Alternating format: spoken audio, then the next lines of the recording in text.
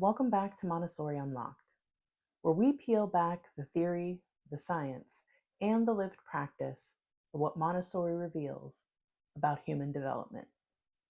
Today, I want to sit with a question that sounds simple, but is actually pretty radical in the context of modern schooling. What if school wasn't a race? What if childhood wasn't treated like a speed test?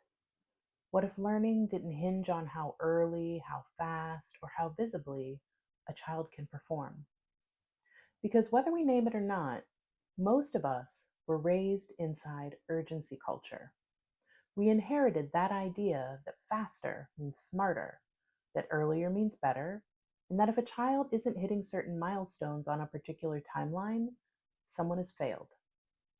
We absorb these messages as parents, as educators, as leaders, and then quietly they seep into our practices. Urgency culture tells us if they're not reading by X age, panic. If they don't know multiplication by X grade, panic. If you're not accelerating, you're falling behind. And performative achievement shows up right alongside it. It's the pressure to have something to show, to be able to say, look what my students can do. Look how advanced they are. Look how impressive our school is. But here's the tension. Montessori is fundamentally misaligned with the idea that development is a race or that children exist to prove our worth as adults. Montessori is about the unfolding of the human being, not the production of a result. When adults internalize urgency, it changes the entire energy of the environment. Classrooms get tight. We push through presentations so we can get to the next thing. We interrupt a child's deep concentration because we're worried we're not covering enough content. We become more focused on pacing guides, scope and sequence charts, and external benchmarks than we are on the actual children who are sitting in front of us. You can feel urgency culture in your nervous system. It sounds like they should be further along by now. We're behind. I need them to master this before the observation. What will the parents think? And often, it has very little to do with what the child actually needs. It has everything to do with adult fear, adult comparison, and adult performance. Montessori invites us into a completely different paradigm. Instead of asking, how fast can this child get there? We ask, what conditions does this child need to unfold in wholeness? Instead of chasing ahead, we honor readiness. Instead of using children's learning as proof that we are good teachers or good schools, we treat learning as a human right and a natural process. In a healthy Montessori environment, time is not a weapon, it's a resource. Children are given long, uninterrupted work cycles because deep concentration cannot be rushed. Materials are sequenced from concrete to abstract because conceptual understanding grows from experience, not from speed. We follow sensitive periods because the child's inner timetable is more trustworthy than our arbitrary deadlines. But even in Montessori spaces, urgency culture can sneak in through the back door. It shows up when we use Montessori materials with conventional expectations.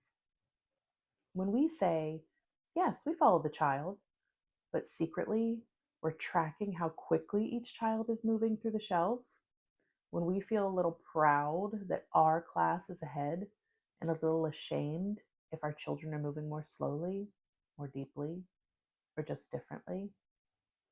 Performative achievement happens when we start curating children's work as a kind of marketing, proof that our school is rigorous, proof that our method works, proof that we are worth the tuition. We display the most impressive work. We talk about how advanced the children are. We spotlight the outcomes. But we don't always talk about what that costs. Did the child have to skip over essential concrete work to get to that flashy abstract piece? Did we push them into reading because we were anxious, not because they were ready? Did we organize the things that we needed to? Did we ignore their emotional needs? What did we do when we were chasing a timeline? When school becomes a race, we lose sight of the human beings running it. So, what happens if we step out of that race? If school isn't a race, then a child who reads at 9 instead of 5 is not behind. They're on their timeline, building a foundation that might actually be stronger, more joyful, and more sustainable. If school isn't a race, then a child who needs another year in a plane of development isn't a problem to fix. They're a person whose nervous system, skills, or circumstances require more time. And time is something we can choose to give. If school isn't a race, then a guide's worth is not measured by how advanced their students look to outsiders. It's measured by the quality of relationship, the culture of the community, the child's sense of autonomy and belonging, and the integrity of the process. Urgency culture tells us that if we slow down, children will suffer. But the reality is often the opposite. Children suffer when we move too fast for their development, when we skip steps to impress adults, when we value the appearance of achievement over the lived experience of learning. Montessori shows us that slowing down is not the same as lowering expectations. It's about shifting what we expect. Instead of expecting speed, we expect depth.